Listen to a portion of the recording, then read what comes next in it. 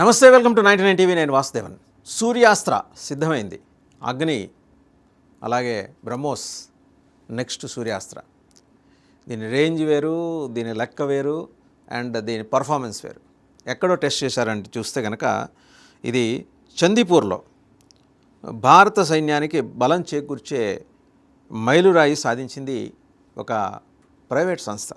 పూణేకి చెందిన Nibe limited company Odisha Chandipur integrated test రేంజ్లో ఈ సూర్యాస్త్ర యూనివర్సల్ రాకెట్ లాంచర్ సిస్టమ్ని పరీక్షించింది.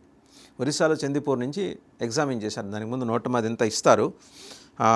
ఇది 150 కిలోమీటర్స్ 300 కిలోమీటర్స్ దూరాలలో ఉన్న లక్ష్యాలని టార్గెట్గా చేసుకొని అద్భుతమైన ఖచ్చితత్వంతో ఇవి పర్ఫామ్ చేశాయని చెప్పేసి టెస్ట్ రిజల్ట్ తెలుస్తుంది. 150 కిలోమీటర్ల రాకెట్ లక్ష్యం నుంచి కేవలం 1.5 కిలోమీటర్ల 150 కిలోమీటర్ల రాకెట్ లక్ష్యం నుంచి కేవలం 1.5 మీటర్ల తేడాతోనూ 300 కిలోమీటర్ల రాకెట్ 2 మీటర్ల తేడాతోనూ లక్ష్యాన్ని కొట్టడం రక్షణ నిపుణులని ఆశ్చర్యపరిచింది.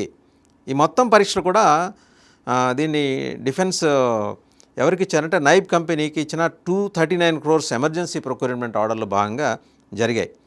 ఇజ్రాయెల్కి చెందిన ఎల్బిట్ సిస్టమ్తో కలిసి వాళ్ళ టెక్నాలజీ ట్రాన్స్ఫర్ చేస్తే భారతదేశంలోనే తయారు చేస్తున్న ఈ సూర్యాస్త్ర వ్యవస్థ దేశంలో మొదటి 300 కిలోమీటర్ల పరిధి గల గైడెడ్ రాకెట్ లాంచర్.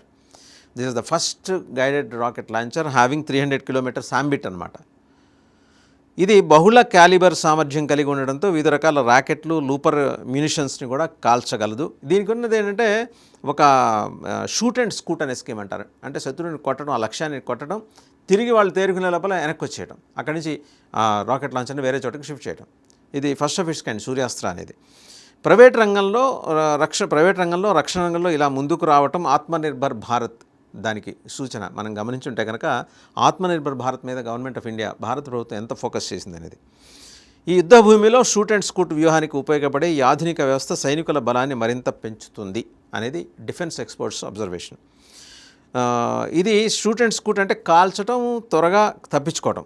అంటే శత్రువు మీద రాకెట్ లేదా ఆయుధాలతో ఒకసారి దాడి చేసి వాళ్ళు తిరిగి కాల్చే అవకాశం రాకముందే సైనికులు లేదా లాంచర్ వాహనం త్వరగా స్థానం మార్చేసి వేరే చోట సెక్యూర్డ్ ప్లేస్కి వెళ్ళిపోవటం. ఇలా చేస్తే శత్రువు ఎక్కడి నుంచి కాల్చారో కనుగొని ప్రతీకార దాడి చేయడం కష్టమవుతుంది. It's a unique system in fact Suryastra అనేది. సూర్యాస్త్ర లాంటి మొబైల్ రాకెట్ సిస్టమ్స్ ఈ షూట్ అండ్ స్కూట్ విధానానికి చాలా బాగా సరిపోతాయి. So anyhow 238 crores project.